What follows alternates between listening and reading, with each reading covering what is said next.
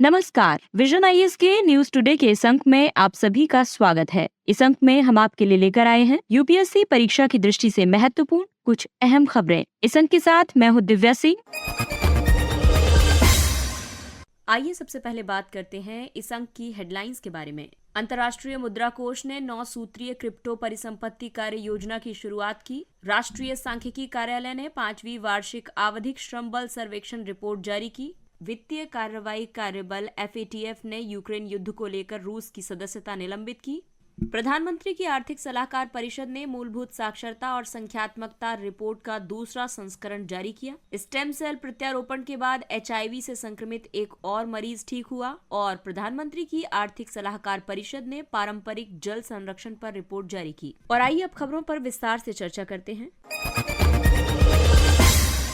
अंतर्राष्ट्रीय मुद्रा कोष ने 9 सूत्रीय क्रिप्टो परिसंपत्ति कार्य योजना की शुरुआत की। IMF की कार्य योजना क्रिप्टो परिसंपत्तियों के लिए उपयुक्त नीतिगत उपाय करने के लिए मार्गदर्शन प्रदान करती है। साथ ही ये बाली फिनटेक एजेंडा में रेखांकित सिद्धांतों को भी लागू करती है। इस एजेंडा को IMF और विश्व बैंक ने 2018 में लॉन्च किया था। इस एजेंडा का उद्देश्य वित्तीय प्रौद्योगिकी में तेजी से हो रही प्रगति के अवसरों का लाभ उठाना है। क्रिप्टो करेंसी एक तरह की डिजिटल मुद्रा है। ये सुरक्षा और जाली मुद्रा बनाने के विरुद्ध उपाय करने के लिए क्रिप्टोग्राफी तकनीक का उपयोग करती है। बिटकॉइन और एथेरियम क्रिप्टो करेंसी के कुछ उदाहरण हैं। हर क्रिप्टो करेंसी का नियंत्रण ब्लॉकचेन नामक एक वितरित बही खाता तकनीक के माध्यम से किया जाता है। हालांकि क्रिप्टो करेंसी से जुड़ी कई चिंताएं भी हैं। हाल ही में क्रिप्टो तंत्र के भीतर संचालित कई एक्सचेंज विफल हुए हैं और साथ ही कुछ क्रिप्टो परिसंपत्तियों में भारी गिरावट से निवेशकों को भारी नुकसान उठाना पड़ा है और विनियमन के अभाव में व्यापक आर्थिक और वित्तीय स्थिरता पर जोखिम बढ़ जाता है। इसके अलावा अगर इसे विनियमित नहीं किया जाता है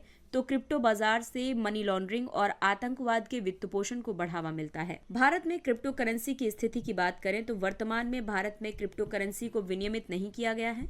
वर्ष 2020 में सुप्रीम कोर्ट ने RBI द्वारा इस संबंध में जारी किए गए एक सर्कुलर को असंवैधानिक घोषित कर दिया था। ये सर्कुलर बैंकों को क्रिप्टो करेंसी में लेन देन करने से रोकने के लिए जारी किया गया था।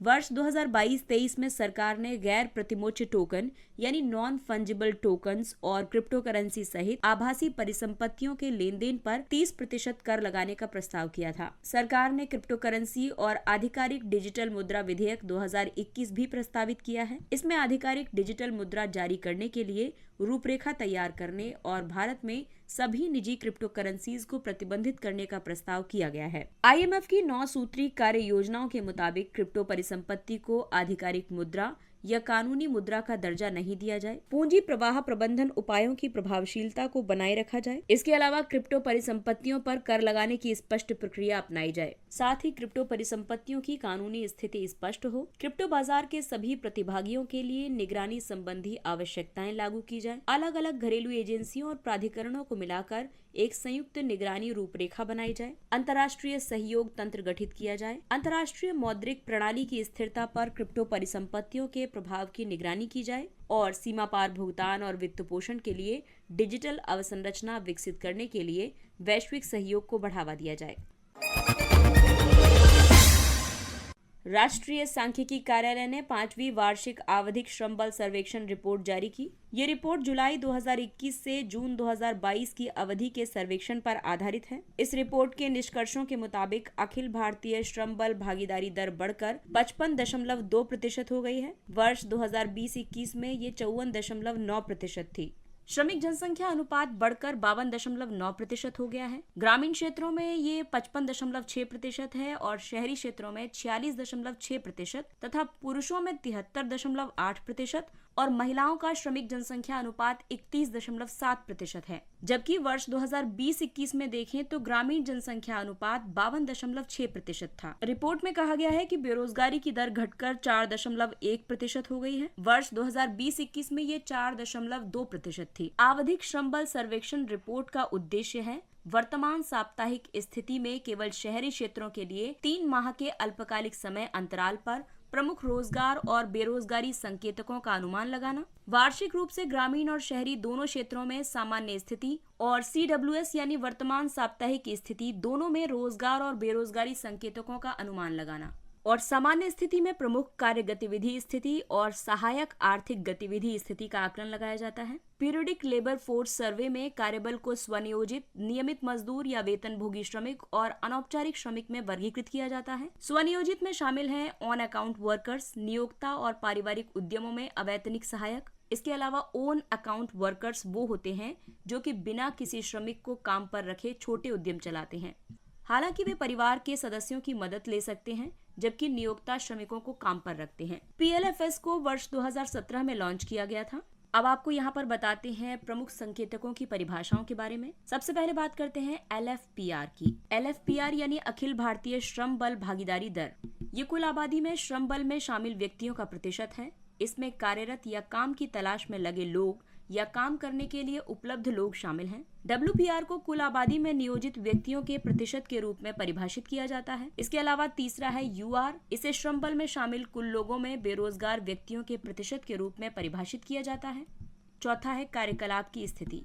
ये निर्दिष्ट संदर्भ अवधि के दौरान व्यक्तियों द्वारा की गई कार्य गतिविधियों के आधार पर निर्धारित की जाती है। सामान्य स्थिति में कार्य गतिविधि का निर्धारण सर्वेक्षण की तारीख से ठीक पहले के 365 दिनों की संदर्भ अवधि के आधार पर किया जाता है। वर्तमान साप्ताहिक स्थिति यानी करंट वीकली स्टेटस। इस कार्य का निर्धारण सर्वेक्षण की तारीख से ठीक पहले के 7 दिनों की संदर्भ अवधि के आधार पर किया जाता है। अगली खबर FATF संस्थान से जुड़ी हुई है। वित्तीय कार्रवाई कार्यबल यानी FATF ने यूक्रेन युद्ध को लेकर रूस की सदस्यता निलंबित की। सदस्यता निलंबित होने के बावजूद भी रूस FATF का सदस्य बना हुआ है। हालांकि वो इसकी बैठकों में शामिल नहीं हो सकेगा और न ही इसके दस्तावेज प्राप्त कर सकेगा। इसके अलावा FATF ने बढ़ी हुई निगरानी के तहत क्षेत्राधिकार यानी कि ग्रे लिस्ट और उच्च जोखिम वाले क्षेत्राधिकार की अपनी सूची को भी अपडेट किया है। ईरान और उत्तर कोरिया के साथ म्यांमार ब्लैक लिस्ट में बना हुआ है। संयुक्त अरब अमीरात, तुर्की, जॉर्डन, दक्षिण अफ्रीका और 20 अन्य राष्ट्र ग्रे लिस्ट में सूचीबद्ध हैं। FATF एक अंतर सरकारी निकाय है। इसका भारत भी एक सदस्य है। ये संस्था मनी लॉन्ड्रिंग, आतंकवाद और सामूहिक विनाश के हथियारों के प्रसार के वित्त पोषण से निपटने के लिए वैश्विक कार्रवाई का नेतृत्व करती है। FATF की स्थापना वर्ष 1989 में की गई थी। इसका सचिवालय पेरिस में स्थित है।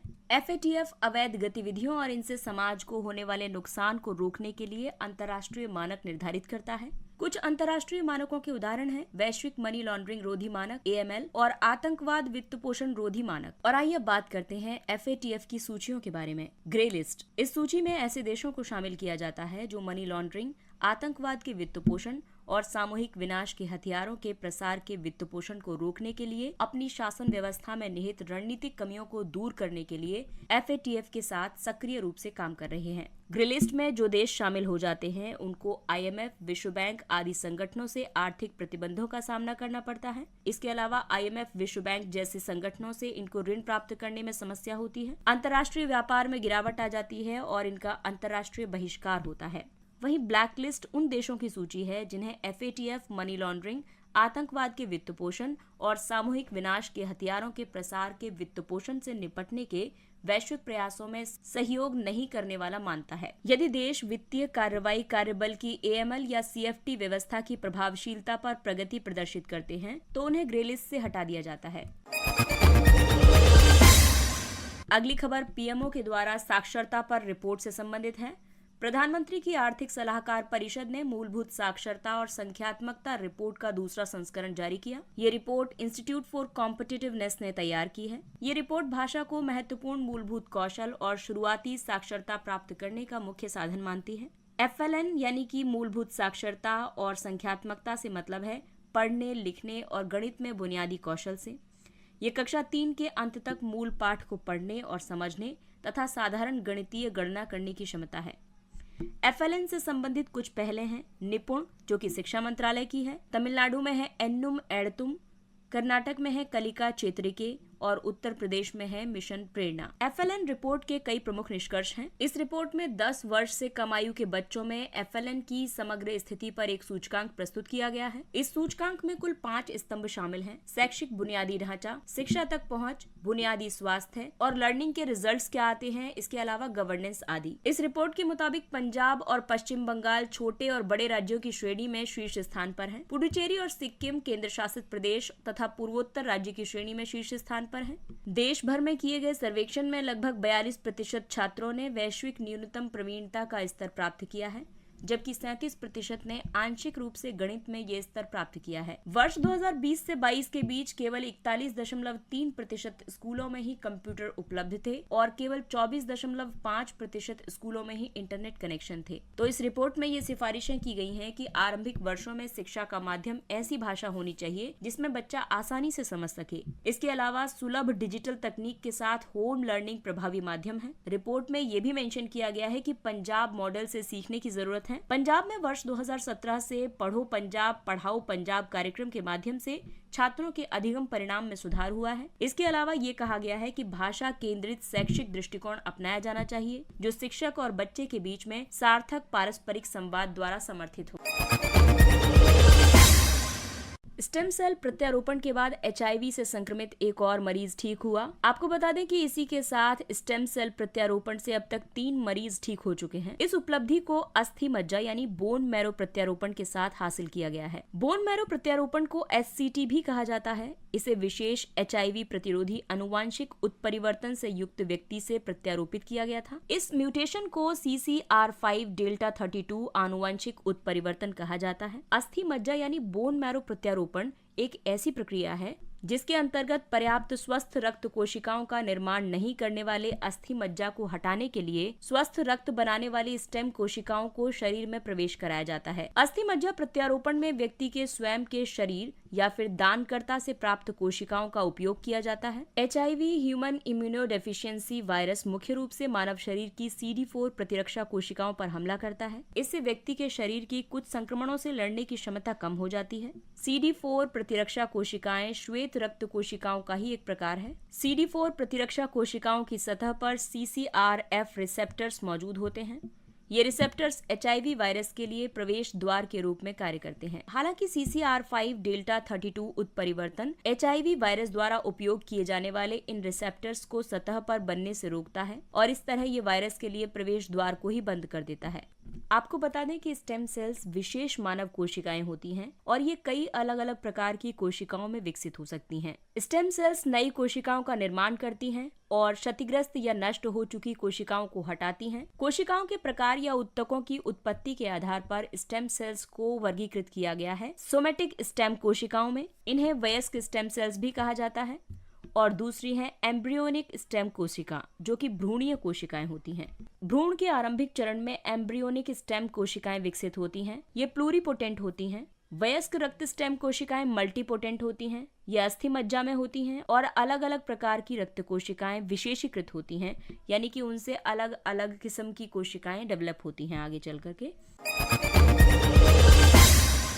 प्रधानमंत्री की आर्थिक सलाहकार परिषद ने पारंपरिक जल संरक्षण पर रिपोर्ट जारी की। इस रिपोर्ट में उन कारणों को मेंशन किया गया है जिससे कि भारत में जल संरक्षण के पुनरुद्धार की आवश्यकता को रेखांकित किया गया है। सबसे पहली बात यह है कि प्रति व्यक्ति वार्षिक जल उपलब्धता में बीते वर्षों में कमी आई है। वर्ष 1951 के 5200 क्यूबिक मीटर से घटकर 2021 में ये 1486 क्यूबिक मीटर हो गई है। भारत अब दुनिया भर में शीर्ष भूजल निकासी वाला देश बन गया है और ये विश्व भर में कुल भूजल निकासी में 25% का योगदान देता है। देश के 70% से ज्यादा जल स्रोत दूषित हैं और इसके अलावा प्रदूषण के कारण प्रमुख नदियां मृतप्राय हो गई हैं। भारत में अगर पारंपरिक जल संरक्षण की प्रमुख पद्धतियों की बात करें तो ट्रांस हिमालय क्षेत्र में जिंक्स है लद्दाख में, वहीं सिंधु गंगा मैदान की बात करें तो बिहार में अहरपाइन है, बंगाल का जल प्रावन चैनल दीघी बावली। इसके अलावा पश्चिमी हिमालय की बात करें तो यहाँ पर जल संरक्षण पद्धतियों को कुल कहा जाता है। उत्तराखंड में नौला और हिमाचल प्रदेश में खत्री और कुहल कहा जाता है। थार मरुस्थल में कुंड या कुंडियां, कुई या बेरी, बावड़ी या बेर, नदी झालर, टोबा, टंका, खादिन या धोरा, वाव या बावड़ी, बावली और बावड़ी, पार प्रणाली आदि। वहीं पूर्वी हिमालय की बात करें तो अरुणाचल प्रदेश का आपातानी, मध्य भारत की उच्च भूमि की बात करें तो तालाब या बंधी बोला जाता है बुंदेलखंड क्षेत्र में। इसके अलावा साजा कुआ, जोहड़, नाडा, बंधा, पट, भिटड़ा गांव, चंदेल, हौज और रापत भी कहा जाता है। अब आते हैं पूर्वोत्तर पर्वतीय क्षेत्र पर। यहाँ पर जल संरक्षण पद्धतियों को जाबो, चेओ, ओजीही और मेघालय में बांस ड्रिप सिंचाई होती है।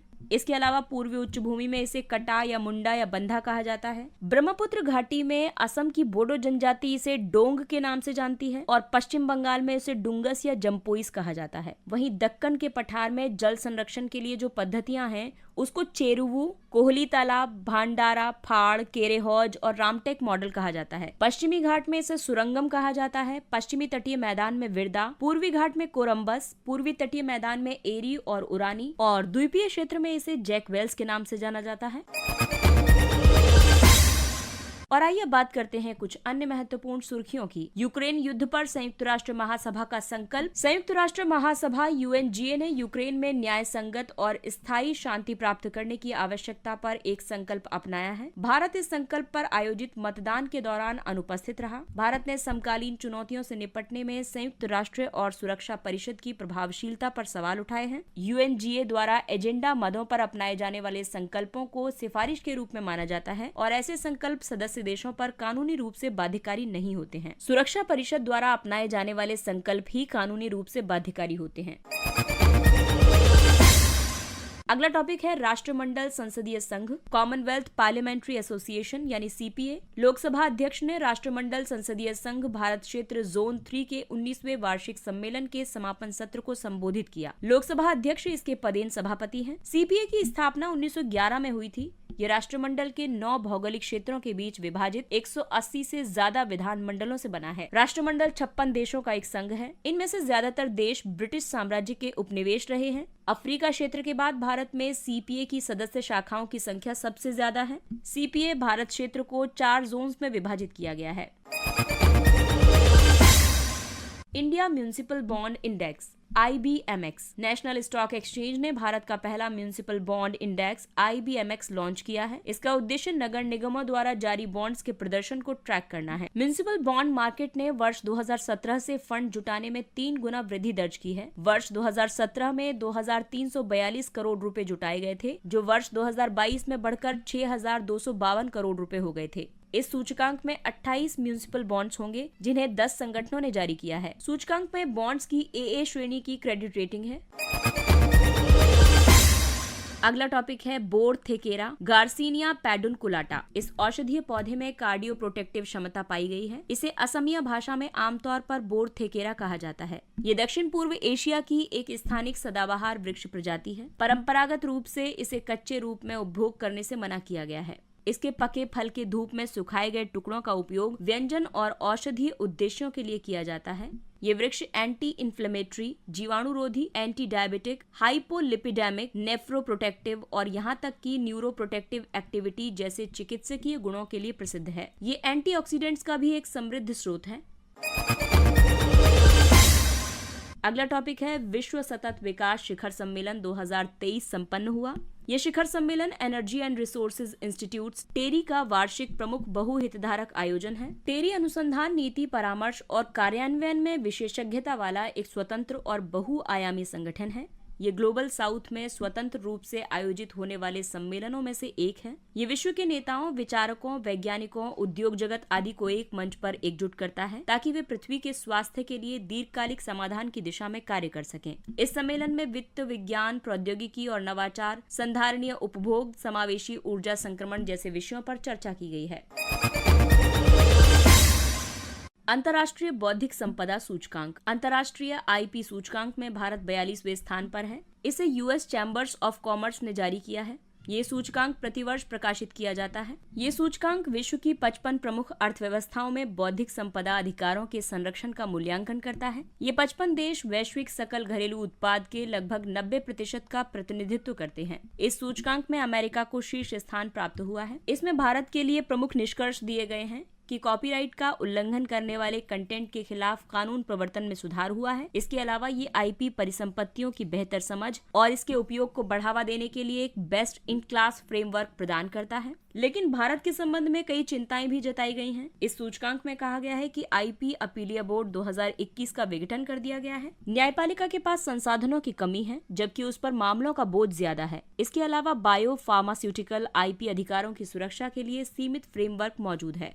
इसके साथ ही ये अंक समाप्त होता है। अगले अंक में फिर मुलाकात होगी कुछ अन्य महत्वपूर्ण खबरों के साथ। तब तक अपने लक्ष्य के लिए तत्पर रहिए। और अगर आपको हमारा कंटेंट अच्छा लगता है तो इसे लाइक, सब्सक्राइब और शेयर जरूर करें। और अब हमें यानी विजन आईएएस की पूरी टीम को दीजिए इजाजत। नमस्कार।